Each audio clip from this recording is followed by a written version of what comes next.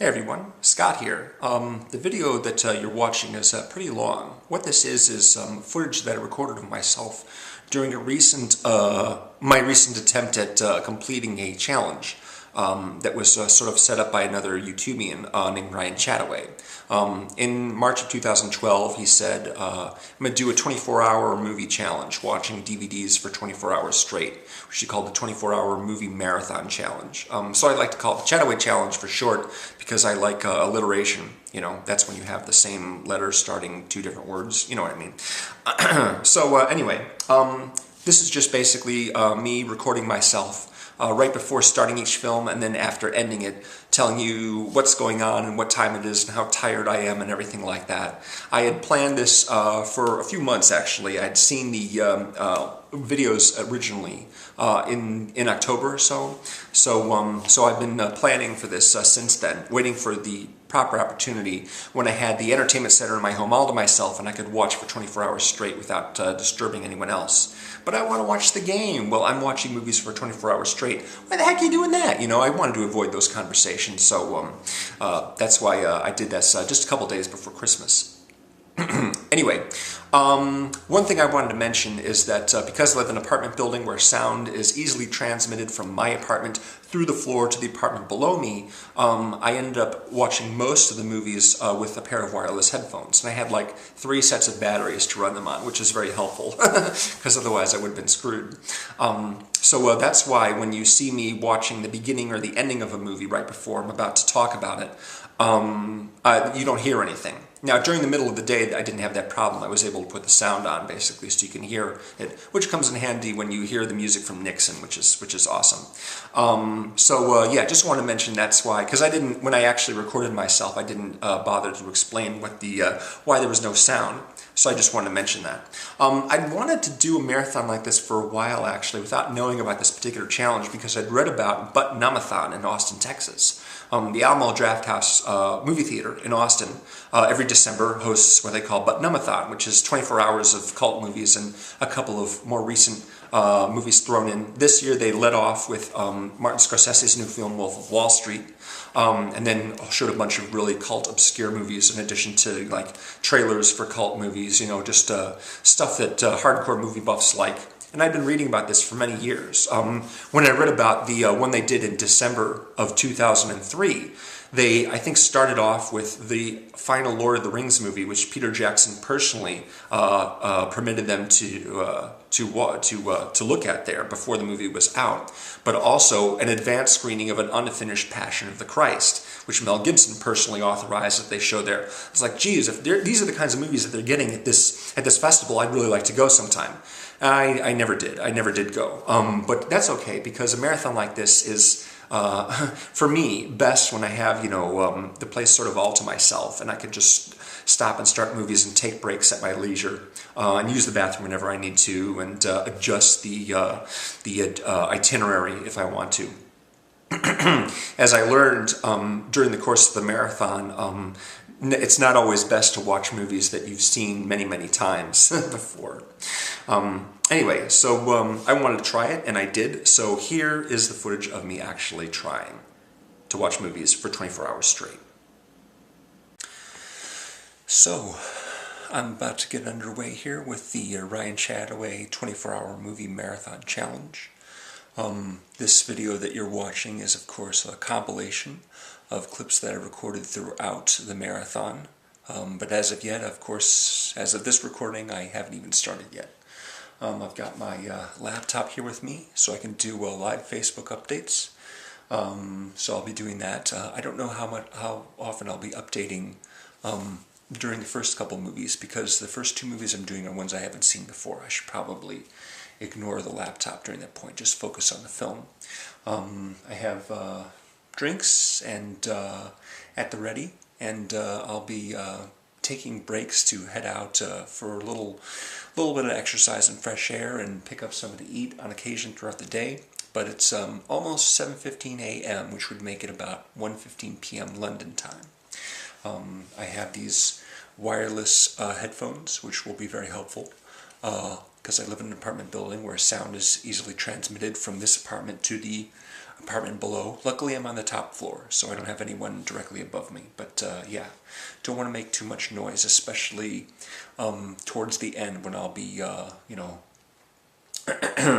watching films throughout the middle of the night when everyone else is asleep.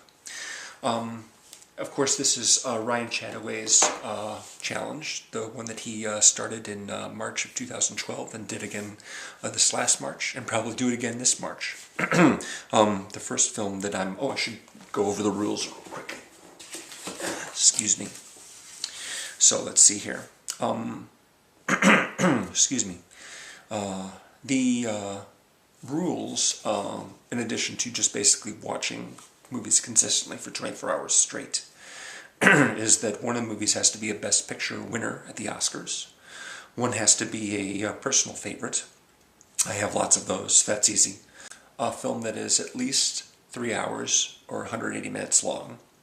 And one film that I had no interest in seeing. I had a lot of choices for that. Basically, I sort of figured out my whole agenda, all the films I was going to see, and I picked mostly long ones.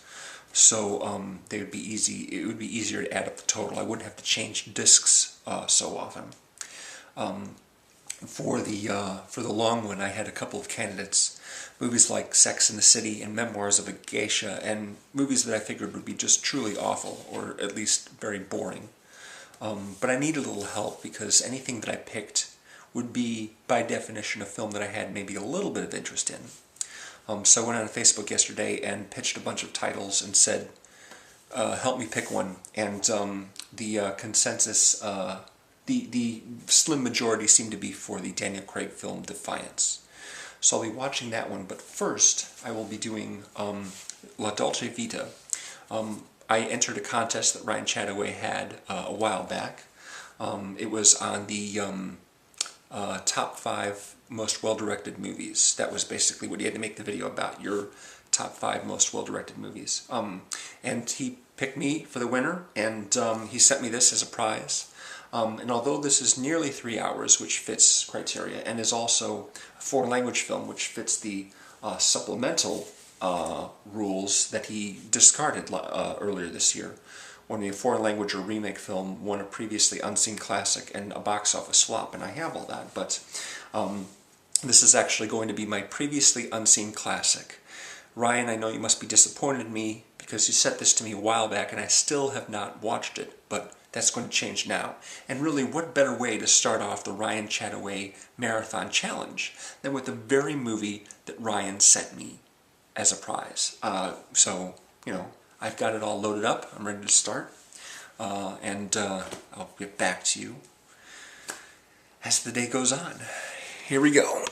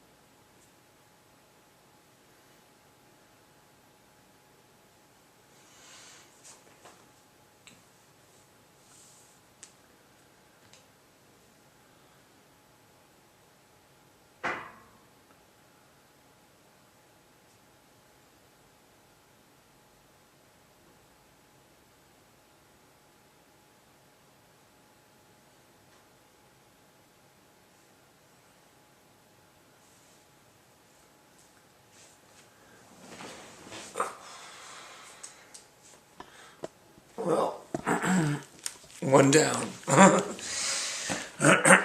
Yes, I really should have gotten more sleep before I started this. I had to close my eyes a couple of times, stop the movie and close my eyes just because I couldn't keep them open, and now I'm about 45 minutes behind schedule. But that's okay. I didn't expect this to go perfectly. So yeah, that was La Dolce Vita. It's about a journalist who's played by Marcello Mastroianni. He's a bit of a tabloid guy. He knows a lot of the other tabloid guys, photographers, what have you, running around all over Rome trying to photograph famous people and get dirt on them, get stories, things like that. He knows a lot of people, goes to a lot of parties, knows a lot of wealthy people, meets a lot of women, a lot of really good-looking women in this movie all over the place. About halfway through, he has a conversation with a friend of his who encourages him to maybe get out of the business and find something else to do that he might find more fulfilling. It's that point, I think, that everything sort of starts to get dreary for him. He meets up with his father, and his father is really excited by the life in Rome because he doesn't, only visited there like when he was younger. But then he leaves, and so he's sort of left with the sort of empty parties and gatherings and the idle rich and what have you. And by the end of it, he's gotten himself so drunk at this one party that he starts acting like Michael Gambon in The Cook, the Thief, his wife and her lover, throwing drinks in women's faces, treating them like animals. There's this whole bit where he tears apart a pillow and is throwing feathers all over this one woman, treating her, just like an animal. It's kind of horrible. So it's a very episodic film. I think probably one of the reasons why I was having trouble keeping up with it is that it's not plot driven the way a lot of American films are. It's just basically several days in his life. The days, evenings, so yeah, things just sort of get kind of unpleasant overall. So yeah, probably a film I'm going to want to see a second time before I can appreciate it more on its level. Because right now I'm just sort of, looking at it from a very sort of superficial perspective. Should probably read a little bit more about it before I do. But yeah, definitely want to see it a second time, just to get a better handle on what's happening here. But yeah, definitely more of a character study than it is a plot-driven film, for certain. Okay, so the next film that I'm going to start now is, of course, the film that I had previously no interest in seeing, and it was really kind of the best of the options that I had laid out for myself. As I said earlier, I sort of picked all the other films first, added up the running times, and there was about a 145-minute gap in the total 24 hours that needed to be filled. So I was able to go online and find a website. Let me check for the name of that real quick. Lee's Movie Info, yes, Lee's Movie Info. And it's a wonderful website that actually sorts movies by running time. It's sorted movies in a number of different ways, like budget, for example, but running time is very, very helpful. I was able to just go right to the ones that are 145 minutes and look through them, the ones that are a little bit longer, a little bit shorter, and found a bunch of films that I haven't seen that I really wasn't all that interested in. Some of them might be truly awful. But I asked some of the people on Facebook what would be the best choice, and there are a few recommendations, but it seemed like Defiance was the best option. What do I know about this movie so far? Believe it takes place during World War II, or prior to that. Daniel Craig and his brothers, Liam Schreiber and Jamie Bell, I believe they're brothers, are either Jewish or Polish, and therefore are fugitives from the Nazis or just the Germans in general. And so they've taken to hiding out in the forest, far away from everyone else, and staging their own little raids on German military here and there, wherever they can across the country. They gather up people, protect them, keep them safe, keep them hidden away, and then they go and they fight more Germans in the hopes of freeing more captives. Alexa Davalos is also in this movie. She was in Clash of the Titans. She was in Feast of Love. She had a guest starring role in Angel at one point. Aside from that, I believe the movie, if I'm not mistaken, is directed by Ed Zwick, who did Glory, and The Last Samurai, a few other, pictures like Courage Under Fire, again with Denzel Washington. So I'm going to give this one a shot now. One other thing I know about this movie, I did actually catch one scene of it on cable, I think, at one point. And Jamie Bell, the youngest of the three brothers, is getting ready to go on a mission with some other men to try and free some people who are being held captive. And amongst the people that they are keeping safe is a young girl who comes to him and says, the place you're going to, the people you're trying to free, my parents are among them. If you bring them back to me here, I'll marry you. And he goes, okay. So, interested to know how that comes out. So, let's get started, shall we?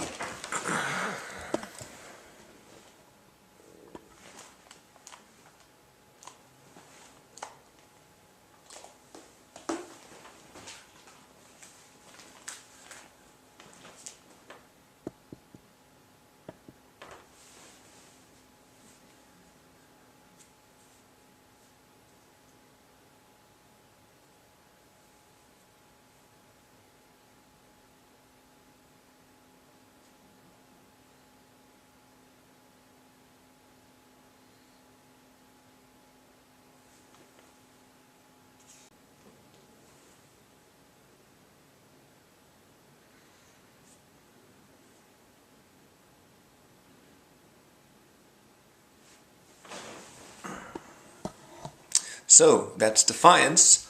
Pretty exciting film with a really long stretch of sickness and cold and general suffering in the middle, bookended by, some big action scenes. So, yeah, pretty decent. Glad I saw that one instead of a lot of the other ones that I had potentially picked out for that slot. That was my no interest in seeing it choice. The next film I'm going to be doing is 3.5 hours long, so first I'm going to go get some lunch. It's around 1:40 in the afternoon, which would make it 7:40 p.m. London time. I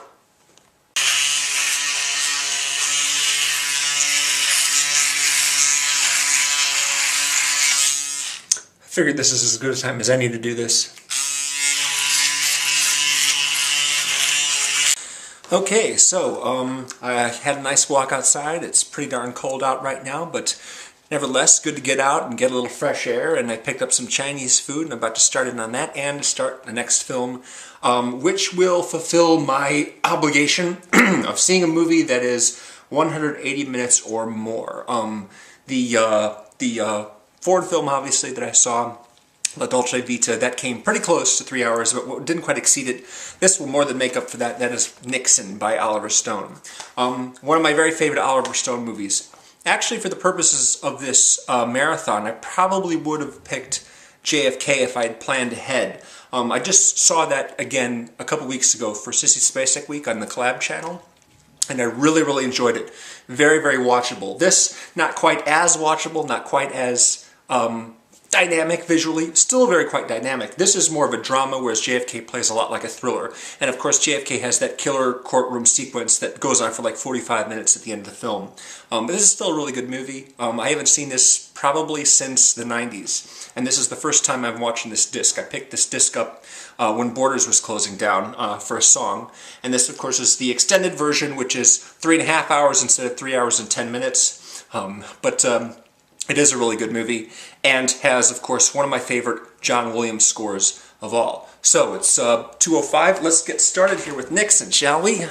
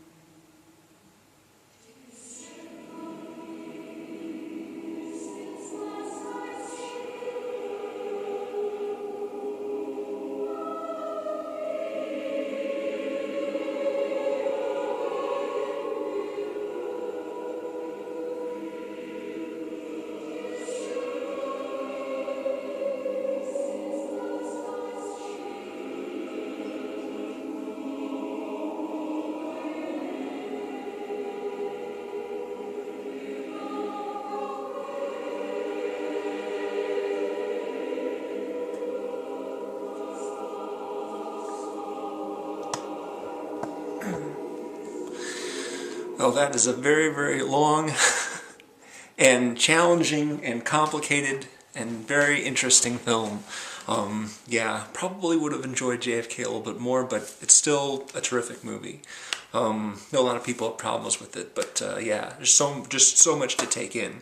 And probably not the best way to watch it, but hey, it's alright.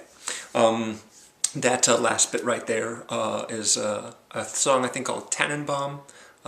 It's not part of the score, obviously. It's not a John Williams composition, but you know, that and so much of the other music in the movie is just fantastic.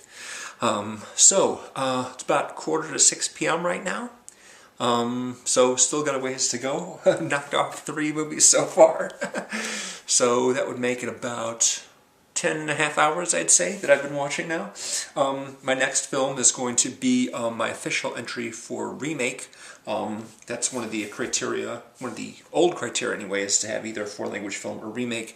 This is also Best Picture winner, but it's, of course, my official remake selection, and that is The Departed by Mr. Martin Scorsese, the film that won him Best Director Oscar, finally. He's been nominated a bunch of other times, I think, for Hugo and The Aviator, Gangs of New York, Goodfellas, Raging Bull. He won for this one, and it's really awesome, fast-paced, fun, crazy, scary, terrific movie. So I'm very much looking forward to changing things up and doing something a little bit wilder, I think. Not that Nixon doesn't have its wild moments. Anyway, I see a lot of people so far have been looking at my posts that I've been doing. I've put up one every few minutes, I think, on Nixon. Luckily, now that I'm watching movies that I've already seen, I don't have to pay strict attention to what's happening. I can just sort of type along with whatever's going on in the film. So, on with The Departed. Cool.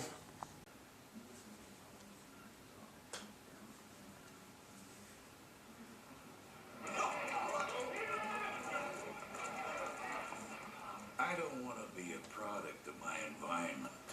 I want my environment to be a product of me. Guineas from the North End down Providence try to tell me what to do. And something maybe happened to them. Maybe like that. When I was your age, they would say we could become cops or criminals. Today, what I'm saying is this. When you're facing a loaded gun, what's the difference?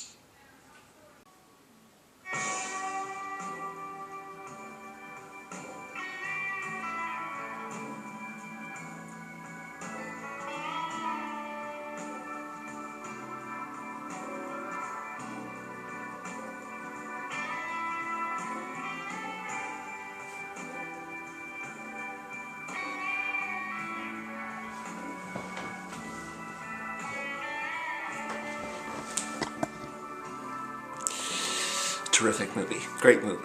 Richly deserved Oscar for Marty. Of course, I prefer that he would have gotten it for Goodfellas, but what are you going to do? Still, I'm not complaining. Let's see what's next.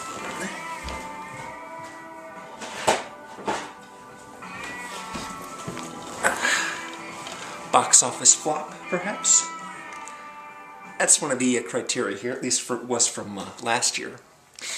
I originally was going to do Cloud Atlas, but when I added up all the running times, I was running at like 25 hours total, so I had to cut that down a bit. I substituted and said John Carter of Mars, as I like to call it. Yes, John Carter is officially the title, but really, come on. The title is supposed to be John Carter of Mars. And this movie made my top 5 of 2012, like The Departed, which made my top 5 of 2006. Awesome movie, spectacular. So glad I decided to see this movie in the theater. I was sort of hesitant. I wasn't sure. It didn't look great or anything like that. I said, okay, I'll go. Really glad I did. Spectacular movie. Beautiful movie. Incredible effects. Really, really, really great adventure story, too. Such a shame this didn't do better. Anyway, that's next. It is currently 8:32 p.m. Chicago time, which would make it, let's see,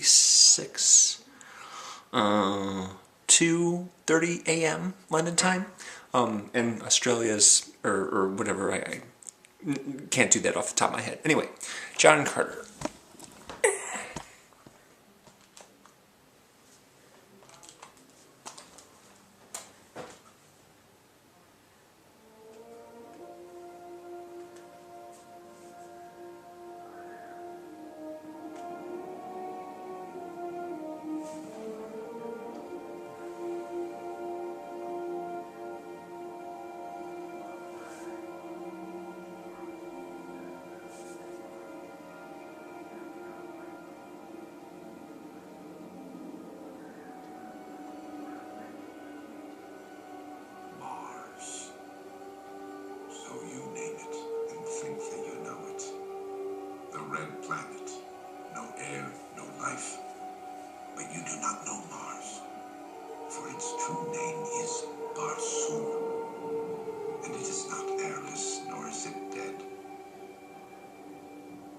Vita is dying.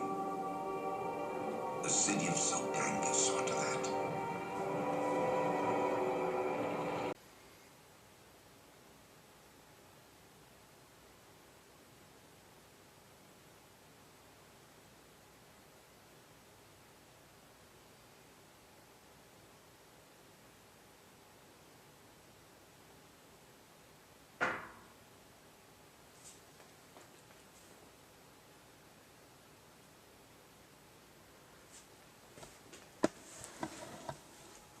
John Carter of Mars.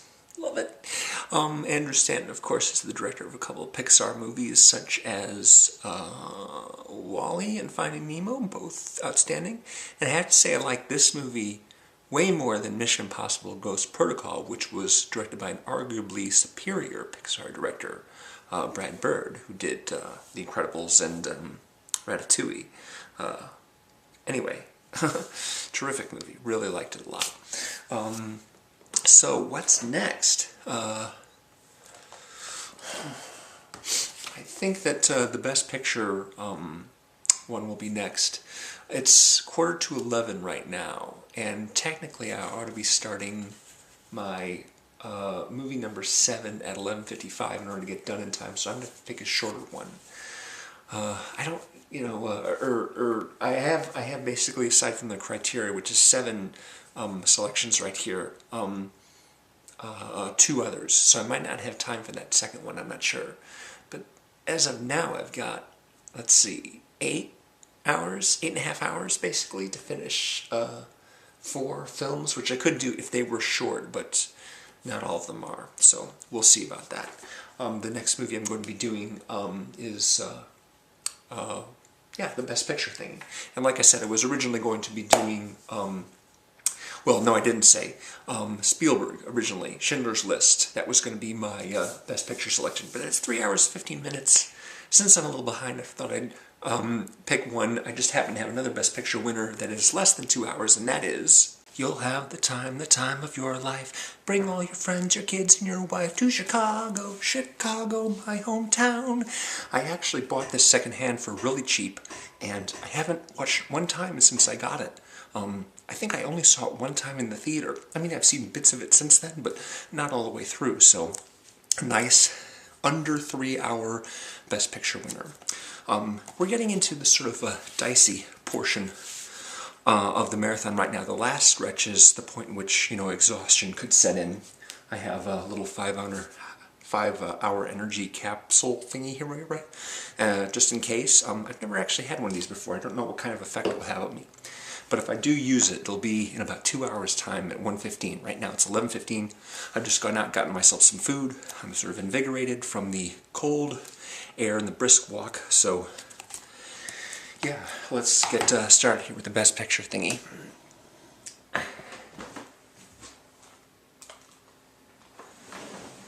Of course, I'm now back to rocking the wireless headphones, of course, which is why you can't hear anything, because I didn't want to disturb anyone else out here.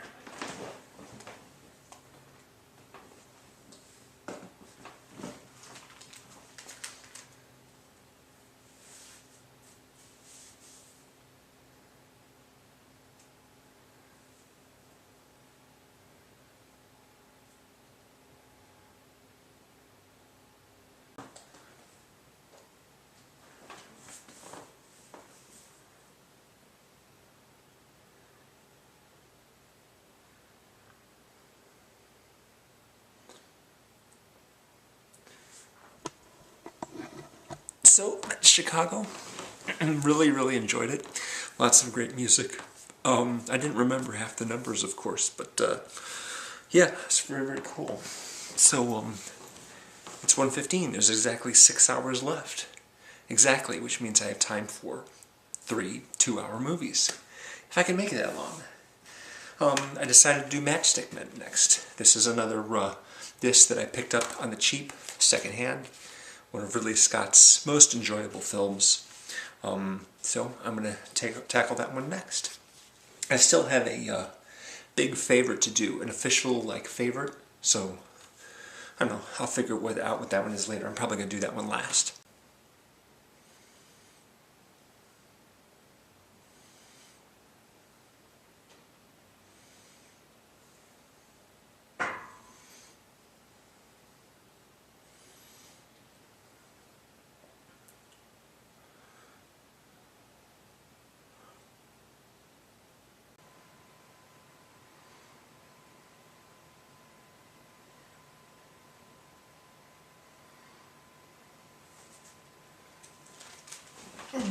Them's Matchstick Men.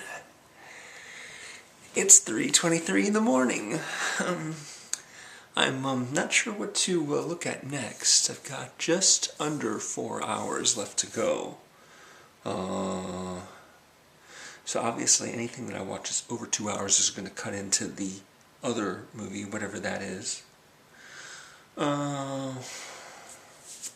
Supposed to be one of my favorites. Most of these are like favorites of mine. Here's one I haven't watched in a long time. We'll go with this one next. Yeah. South Park, Bigger, Longer, and Uncut, the 1999 musical version of the television show by Trey Parker and Matt Stone. It's almost 3:30 in the morning. Everyone in this building is asleep except for me, so I'll try not to laugh too hard.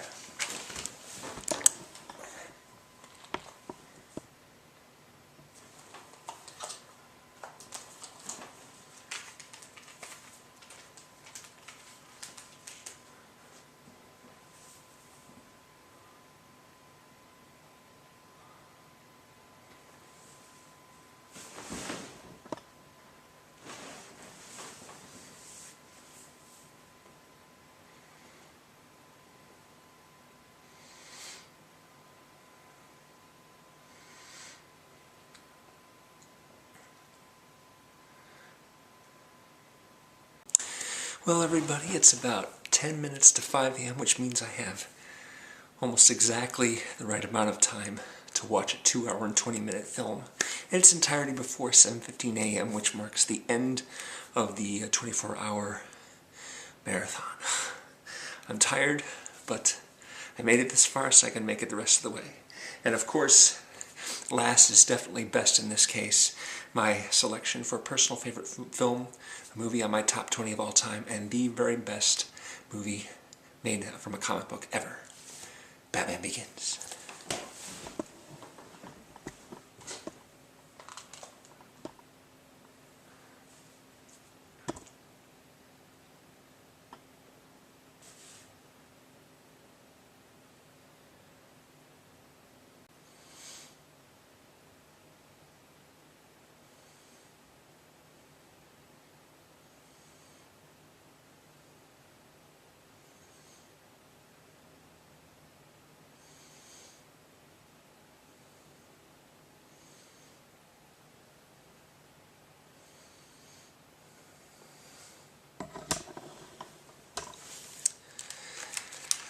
So, 7:07, just 8 minutes shy of a full 24 hours.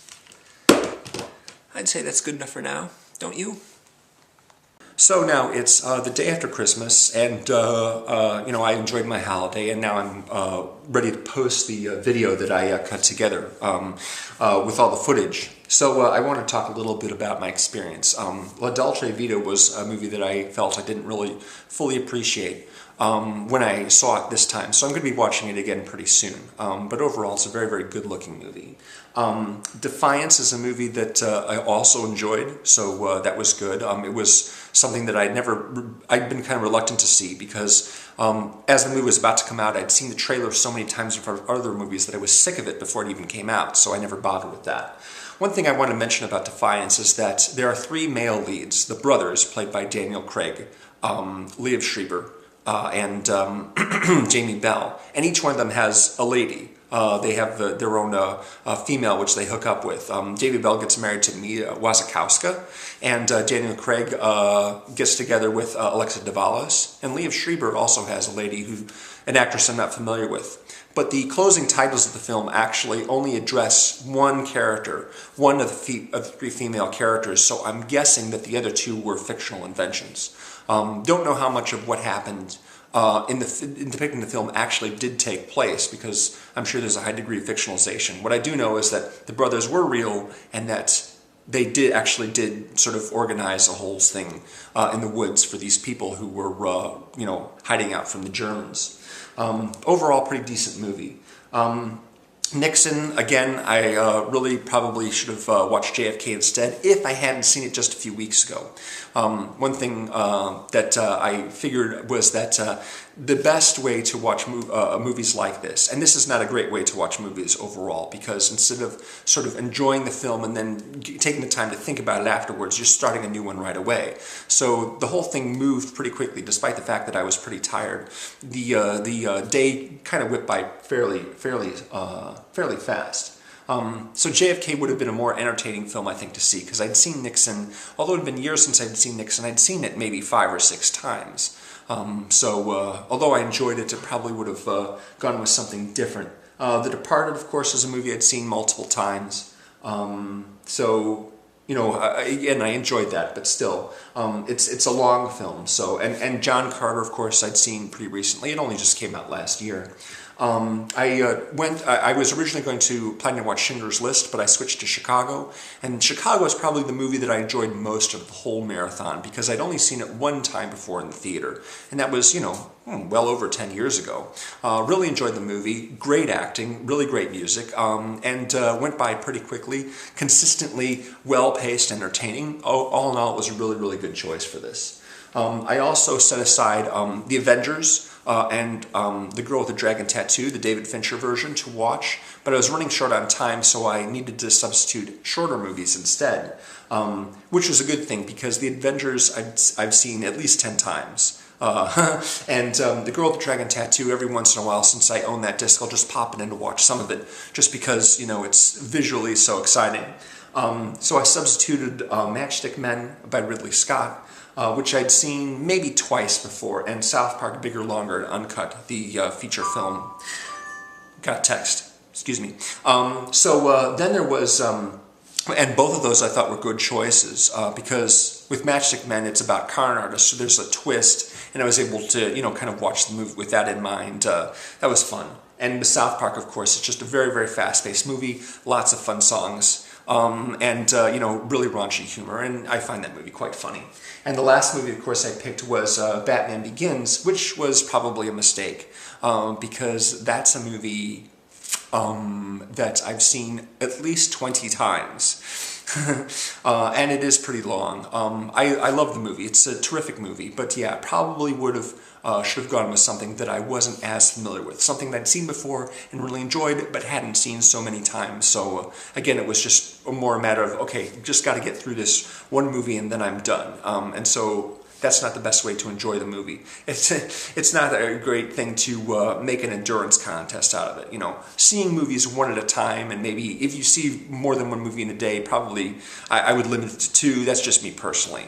I've done marathons previously involving the Marvel movies. I saw 4 Marvel movies in a row a few days before the Avengers came out. And but I made it easier on myself by watching them on high speed, which was a lot of fun.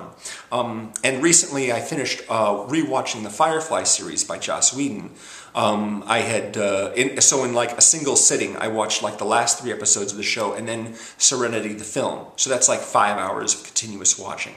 And I was really glad when it was over, actually. I thought, you know what, I'm not going to do that again. I'm going to watch things. That's why I don't binge watch on television shows. I don't watch multiple episodes throughout an entire day. You know, I'll watch maybe 2 at a time and then take a break.